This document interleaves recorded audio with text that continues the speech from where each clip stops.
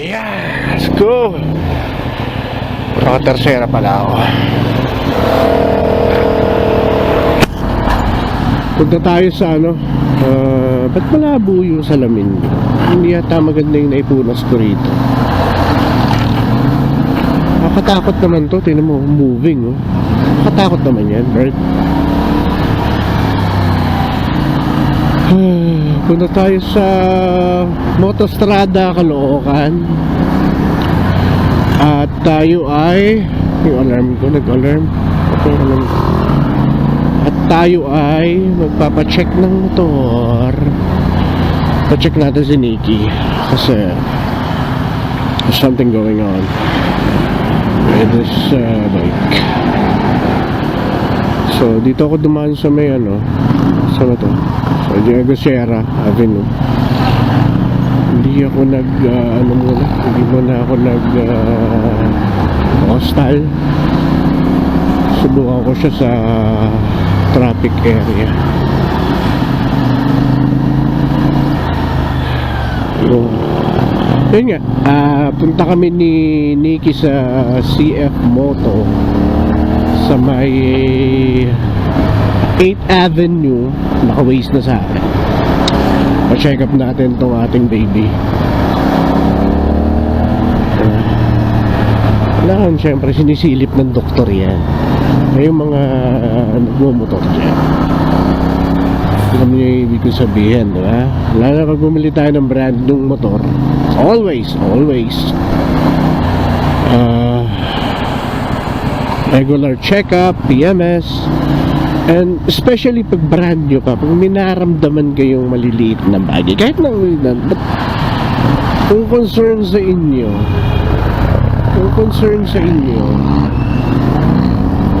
ano mo, grabe naman magpausap ko sa kuya, i-address nyo kaagad para hindi lumala yung sitwasyon ng bike nyo. Ganun talaga. So ako, may naramdaman ako hindi maganda, kaya eto, papunta tayo ngayon ng Motostrada para i-check tong bike. Pero sabi nung mekaniko sa Motor City, hindi naman hindi naman common daw nangyayari, hindi naman so ang gagawin probably ECU reset, and after the ECU reset baka umayos na to. Okay, hopefully yun lang ang problem. Pagpa-fog yung lens ko, masyadong patraffic dito. Oh goodness.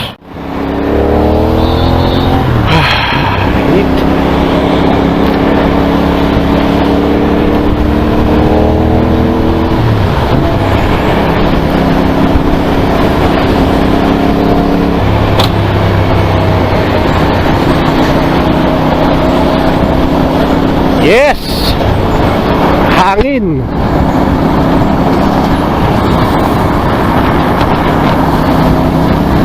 Ito na, malapit na tayo. Kaliwa daw tayo, sabi ni Waze. Yun lang etong Ross Boulevard, parang ang ganda-ganda niya. Parang bago ba? Hindi naman. Maganda lang talaga siyang tingnan.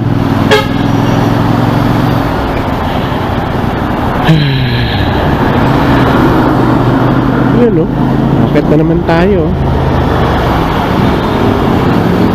Masalimuot tong mga kalye dito sa Maynila Kaya kung nakakotse ka at makakakita ka ng rider na katulad namin, puwisit ka. Kasi mo kaming gagawin sa buhay namin kundi sumingit natural na sa ako nga motor sinisingitan pa diba? Ikaw pa yung kotse ka, diba? Isipin mo yan, diba? Ikaw na motor na sinisingitan ka pa, lalo na siguro pagka ikaw kotse. Kaya dito sa Maynila mahirap ang kotse. Pero pag umuulan naman, kawawa naman kami. Kasi alam mo na, Maliligo yung motor namin. Sabay nun, ikaw din maliligo. Mag-shampoo ka na. Magdala ka na ng sabon tsaka shampoo para diretso ka nang maligo. Ganun talaga. Bike is life. Pero makikita mo, diba? Mas kung dito rin lang sa Manila, mas masarap na yung magmotor, scooter or maxi scoot. Big bike, okay din, pero not so. Depende na lang kung ito lower cc big bike to, pero lower cc okay lang to kasi hindi to masyadong mabigat at masarap siyang isingit-singit pati. Pero kung mag-liter bike ka dito sa kalye na to, ewan ko, sigurado uusok ang tambucho ng kotse mo dito, ng motor mo dito, kasi isipin mo naman yan, ano naman yan, sitwasyon yan, diba? Basog na basog yan every day, every single of the day. Lagi yung puno. Diba? Saan na ba tayo? Gusto ko makita niyo yung Luneta. Daanan natin yung Luneta kasi dadaan naman talaga tayo doon. Ginagawa nila yung kalye ng Rojas. Good job! Good job. Kala ka lang Maynila. Masipag. Kala medyo traffic kasi nga yan, hindi na binabarantagul ng kalye. Sensya na kayo, may isipon ako.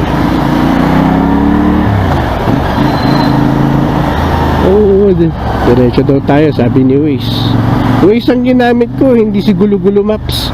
Kasi minsan nabubusit ako kay Gulo-Gulo Maps hindi Google Gulo-Gulo siyang gulo ang gulo mo, Google Maps. Kaya subukan na muna natin si Waze. Ayan si Waze ang ginamit ko. Ayan, Waze, diba?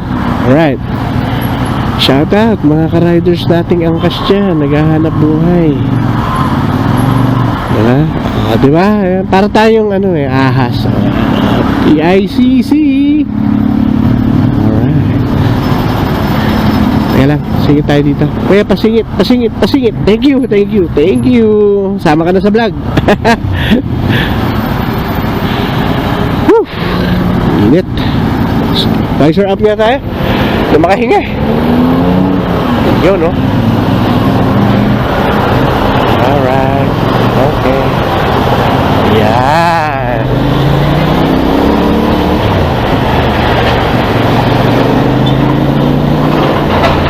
Pinapunta tayo ng motorcycle dito sa Motostrada kasi Motostrada lang ang pwedeng gumawa nito mga ganyang technical. Aray ko. Sige na, diretso lang daw tayo, sabi niyo. Okay, patayin muna natin ang masyadong malakas sa baterya. Nakaka-distract.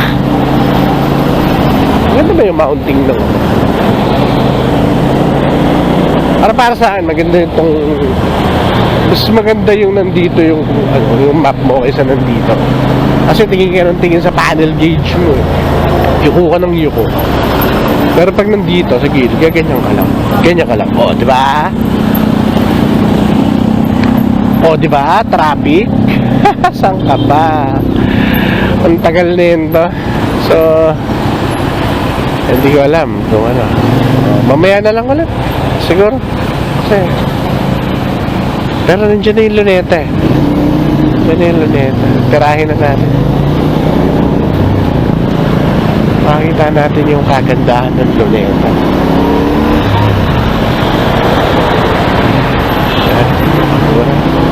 Ano ang gagawin traffic Ross Boulevard, Quirino Avenue. Yeah. Kaya ito ka-traffic, hindi mo ma-maximize yung magiging big bike ng big bike mo eh. Sino mo naman yan, di ba? Pa? Paano ka makaka-big bike dyan? Tignan mo naman. Kalye namin. Punong-puno ng traffic. Oh, hindi na mong naman. Yun, oh.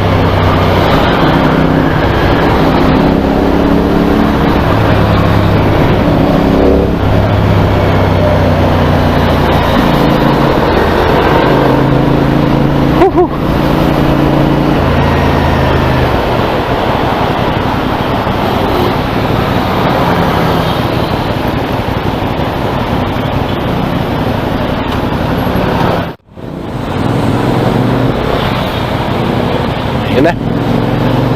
Okay. Sorry. Ang monumento ni Rizal. Madam, oh. Madam, naka-shorts ka pa. Pero naka-shoes ka naman. Ayan. Push mo yan, babe. Ayan. Eto na. Eto na.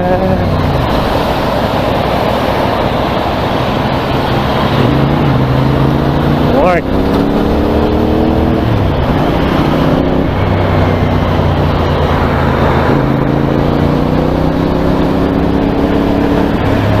Oh, diba? Oh, Rizal! Rizal Park! Yeah!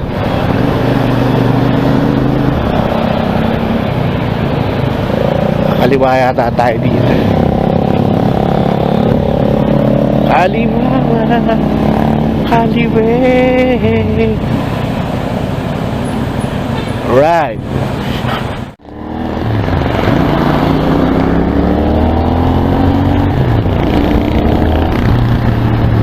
Malapit na tayo.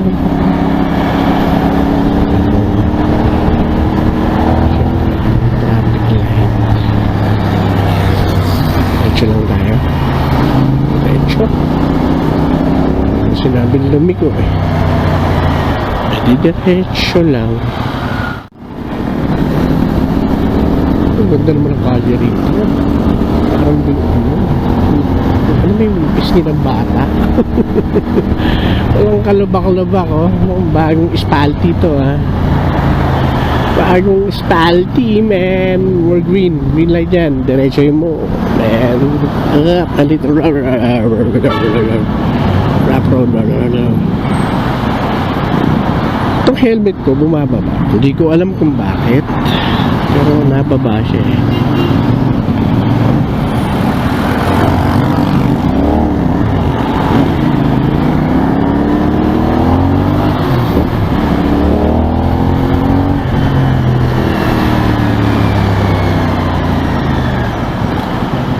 Wow!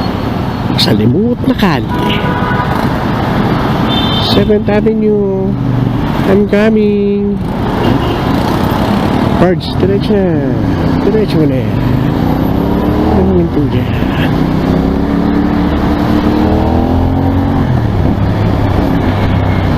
Hindi pa. Diretso pa tayo. Diretso pa daw tayo. Dito na ba? Ito na yan. Ito na yan. 7th Avenue. Kumaliwa na ako. Sabi mo, kumaliwa. Di ka maliwa. Ayan. Galing mo, Waze, ah. Sakto ka. O, 9th Street. Then after that, ayun na yun. Diba?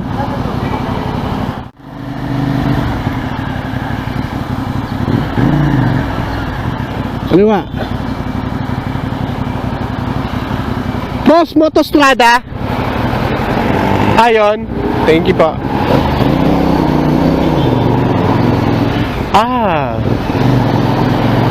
Ito may Motostrada. Okay. Dito na tayo. Ha ha ha ha ha ha. Sir, service to ngayon eh. May concern yung motor ko. Schedule for check-up. Ikot natin sa likod niya. Sa likod ba? Kanan kayo sa may stoplight. Basta ikot lang ako. Sa likod yung service area natin. Sige sir, salamat po. Thank you. Sa likod daw tayo. Hello boss. Dito na tayo sa Motostrada. Ayan o. Ayan si Nikki. Katabi yung 450 SR. Pasok muna tayo sa loob. Hindi natin at meron dito. Yun.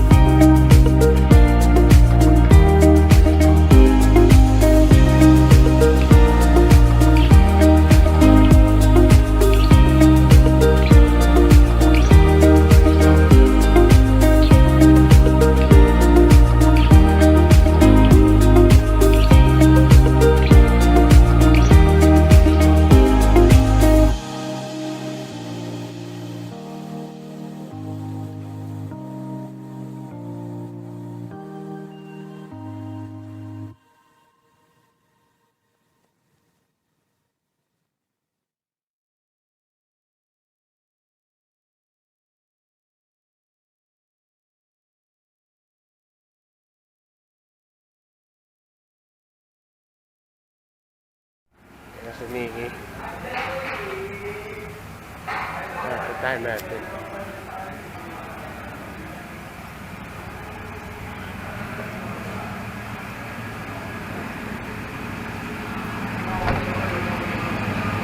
Sir, yung concern ko dyan, sir, naka-gear ako, di ba? Bigla siyang mamamatay. tak nung walang dahilan. Parang nagay sa fencing. Di ba? Tapos, bibitawan mo yung silinyador, parang may konting pak. Patay na. Hindi ka naman gumagasolina, hindi ka naman... Anong kasang gamit mo dyan? 95. Saan ang papalog sir? Sa Petron. Minsan Shell. Dalawa lang naman yun. Petron Shell. Tapos jerky minsan parang... Bakit mo ba nangyayari? Po, Pag dinaride mo, mararamdaman ako ito. oh, hindi. Minsan matagal eh. Minsan mararamdaman mo na lang parang sinisigok. Pero minsan, ang ganda naman. Usually, maganda talaga takbo. Pero there comes a time na bigla parang sinasakal na hindi mo intindihan. Hindi mo